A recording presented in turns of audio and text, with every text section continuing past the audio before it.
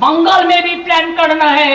हम तो इंच में लड़ाई करेंगे और दिखा देंगे बिना युद्धे 1 इंची जमिও আমরা ছাড়বো না। বাঙালিদের আপনারা কি করছেন যারা বাংলা ভাষায় কথা বলছে? আরে ভাই আমি গুজরাটি ভাষায় কথা বলতে পারি, কি আপত্তি? আমি তো হিন্দি ভাষায় আপনাদের সামনে বললাম 2-4টে কথা, कोई আমার তো লজ্জা, हमारा तो शर्म नहीं हुआ। हम पंजाबी भाषा जानते हैं, हम सब देश का और भाषा भाषी को सम्मान करते हैं, लेकिन आप क्यों हमारा लोगों का ऊपर टर्चर कर रहा है? বাঙালিদের উপর অত্যাচার কেন? কেউ কাজ করলে তাকে হঠাৎ আপনি অ্যারেস্ট করে নিয়ে চলে যাচ্ছেন, সে ডকুমেন্ট দেখানোর পরেও আপনারা জেলে নিয়ে যাচ্ছেন তার বয়স্ক মাকে, তার স্ত্রীকে, তার বাচ্চাগুলোকে। কি অপরাধ করেছে তারা?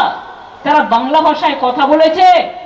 सेंट्रल गवर्नमेंट को याद होना चाहिए हमारा स्टेट में भी 1.5 करोड़ से ज्यादा माइग्रेंट वर्कर्स है, वो हमारा लिए काम करता है देश के लिए।